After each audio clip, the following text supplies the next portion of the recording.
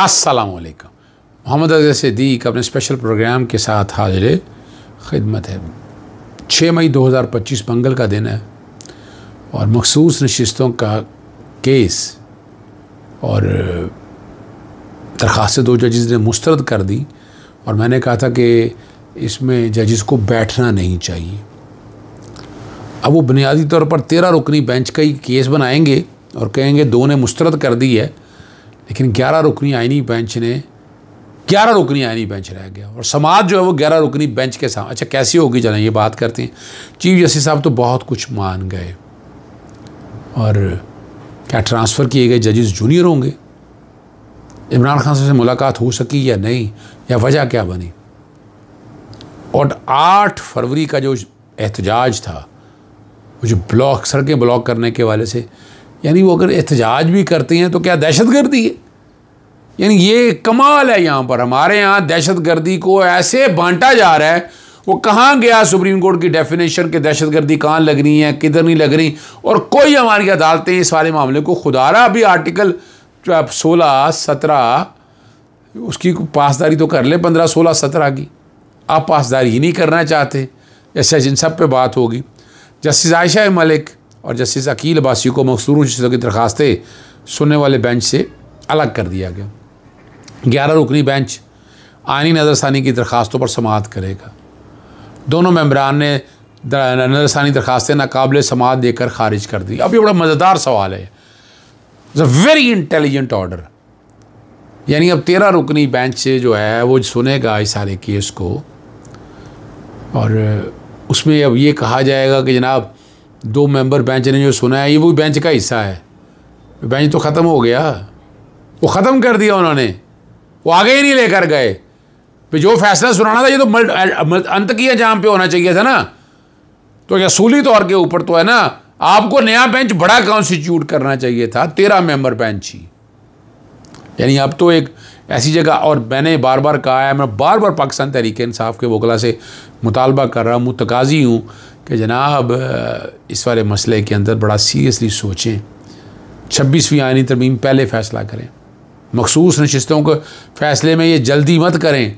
और कल ही आप लोगों का एतराज़ होना चाहिए, नोटिस हो गया ना, एतराज़ होना चाहिए कि पहले 26वीं आईनी तरमीम का फ़ैसला करें फिर आगे लेकर चलें।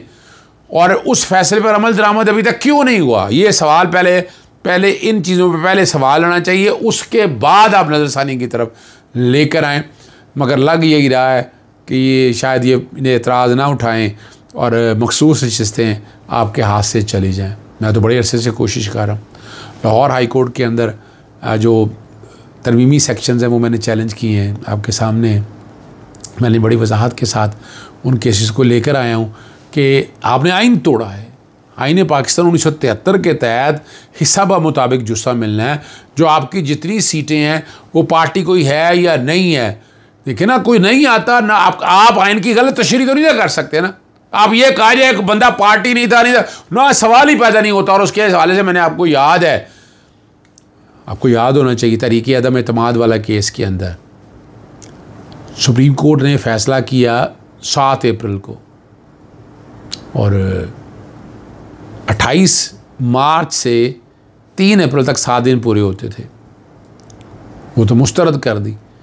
7 तारीख को सुप्रीम कोर्ट ने फैसला किया गया माजी में जाएंगे 3 अप्रैल को। 3 अप्रैल को आपने असेंबली बिठाई और असेंबली बना के फैसला किया। 9 अप्रैल वाले दिन तहरीक अदम एतमाद मंजूर हुई, लेकिन एक्चुअली तारीख वहाँ पर 3 अप्रैल वाली जगह पर आपको लेकर गया सुप्रीम कोर्ट। यहाँ भी क्या है, यहाँ मैं आपके सामने क्या रखता हूँ कि जब मखसूस नशिस्तों में जब सिंबल लिया गया वो गलत है। वो सिंबल नहीं लिया जा सकता था आपसे। आप उस पोजीशन पे आ गए हैं। जब आप उस पोजीशन पे आ गए हैं तो कागजात नामजदगी, पार्टी एफिलिएशन सर्टिफिकेट सब आपका है। और कुछ लोग हैं जिनका माना सर्टिफिकेट है, कुछ लोगों ने नहीं दिया, नहीं जाने दिया, नहीं माना, तो वो पार्टी गई हैं। और उसके बाद टाइम दिया था फलां टाइम के अंदर वो पार्टी अपनी जगह पर मौजूद हुई।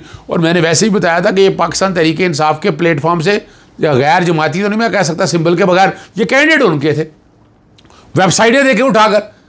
और ये आपको पता है यहाँ पर वोट किसको पड़ा था? जहेज़ के सामान को। ये भी रिकॉर्ड के ऊपर है कि जहेज़ के सामान के ऊपर वोट पड़े थे आपको। और जो कहते हैं कि इमरान खान इस्टेब्लिशमेंट का चहीता था, इस्टेब्लिशमेंट का तो ये देखें आपके सामने है कि आपकी कितनी सीटें, 17 सीटें लेकर आप 2/3 अक्सरियत के मालिक बनने जा रहे हैं। आप ज़रा गौर करें इस बात के ऊपर। अब कल सुनेंगे और बड़ी जल्दी स्पीडी फैसला करना चाहते हैं। लाहौर हाई कोर्ट में मैंने केस लगाया हुआ है, वो डेट ज़रा लंबी पड़ गई, जिस तरह से वो केस एडजर्न किया गया, कोई पेश नहीं हो रहा था। चलें वो एक अलग बात है, वो अपनी जगह पर मैं बात कहूँ, लेकिन मैं उस फैसले पे अमल दरामद के हवाले से मैंने पटिशन दायर की थी, मैंने उसमें तरमीम की दरख्वास्त दी थी। वो तरमीम की दरख्वास्त मैं वापस ले लूँगा। मेरा तो यही हालात है जो सारी। अगली जो बात बड़ी अहम है, चीज़ ऐसे पाकिस्तान ने बहुत बड़ी बात कह दी और ये बात उनसे गैर मुतवक्को थी। उन्होंने कहा इस्लामाबाद हाई कोर्ट में तबादलों के ज़रिए लाए गए 3 जजेस को सीनियरिटी फहरिस्त में सबसे नीचे होना चाहिए। और उन्होंने ये भी कहा कि 26वीं आईनी तरमीम पर बात नहीं करूँगा, जो भी कहूँगा उसका फ़ैसला होने के बाद करूँगा। अब देखें ना, ये आप इतना बड़ा सच तो मान लिया उन्होंने, 26वीं आईनी तरमीम के हवाले से भी मान लिया उन्होंने कहा मैं चाहता हूँ सज़ाए मौत के मुकदमा जल्द निपटाए जाएँ। मुझे कहा गया कि सज़ाए मौत से ज़्यादा ख़तरनाक मुकदमा उम्र कैद की हैं। उन्होंने कहा जी सुप्रीम कोर्ट मैंने फौजदारी मुकदमात के सुनने के लिए 3 बेंचेस बना दिए। पहले भी बेंचेस बने होते थे, कोई अनोखा काम तो नहीं किया चीज़ सब आपने। लाहौर हाई कोर्ट में भी, हाई कोर्टों में भी बेंचेस बने हुए हैं। और कह रहे हैं जी पिछले साल में जितने केसेस सुप्रीम कोर्ट निपटाए, उस कागज़ से जितने पैसे मिले उतने पैसे 3 महीनों में रद्दी से हासिल हुए। अगर आप सुने ज़रा बात, अब हम पेपरलेस होने जा रहे हैं। हमारे ज़ेर इल्तवा मुकदमा की तादाद सुनकर चीन के जजेस हैरान रह गए। उन्होंने पूछा इतने मुकदमा कैसे निपटाएंगे। मैंने कहा मुकदमा निपटाने हैं तो आपके पास आए हैं टेक्नोलॉजी का इस्तेमाल करने के लिए। अब ये ज़रा अब अंदाज़ा लगा लें, मान के सारा कुछ। आज भी 26वीं आईनी तरमीम के बड़ी बातें हुई, बड़ा कहना। आज किस पे जा रहे हैं? पेपरलेस टेक्नोलॉजी में जा रहे हैं। 26वीं आईनी तरमीम तो इसलिए नहीं हुई, ये तो मानना पड़ेगा आपको ना, इसलिए नहीं हुई। चलें आपको आगे लेकर चलते हैं। इमरान खान से मुलाकात का मामले में अलीमा बहन बाकी नहीं पहुंच सके, बहुत पहले रोक दिया गया। लोग बड़ी कोशिश करते रहे कि मुलाकात के लिए आ जाएं, नहीं दिया। वकीलों को भी मिलने नहीं दिया। और सलमान सफदर ने वहाँ पर गुफ्तगू की। उन्होंने कहा कि आइंदा हफ्ता बहुत अहम है, मैं बतौर वकील उनसे हदायत लेना चाहता हूँ, लेकिन मुलाकात नहीं करने दी जा रही। और सलमान अकरम राजा ने भी कहा कि इस्लामाबाद हाई कोर्ट की चीफ जस्टिस ने हमसे मुलाकात में कहा था कि इमरान खान से मुलाकात ना करवा कर हर हफ्ते मेरे हुक्म की खिलाफ वर्जी की जा रही। अब ज़बरदस्त है कि लेकिन हमारे तौहीन अदालत की दरख्वास्तें इस्लामाबाद हाई कोर्ट में सुनी ही नहीं जा रही। इमरान खान से 2 बहनों को मुलाकात की इजाज़त मिल गई। पुलिस उस्मा खान और नौरीन खान को लेकर अडयाला जेल की तरफ रवाना हो गई, मगर लीमा खान को इजाज़त ना मिल सकी।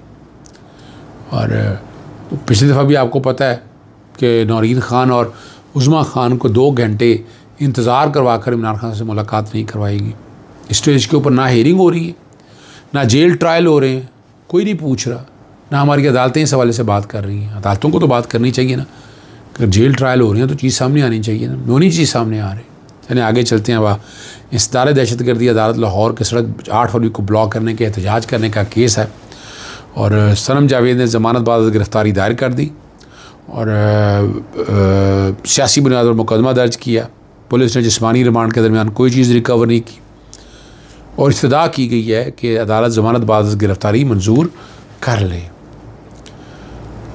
पाकिस्तान तहरीक इंसाफ का मामला बड़ा अजीब है, हर मामले में फसाइयत का शिकार।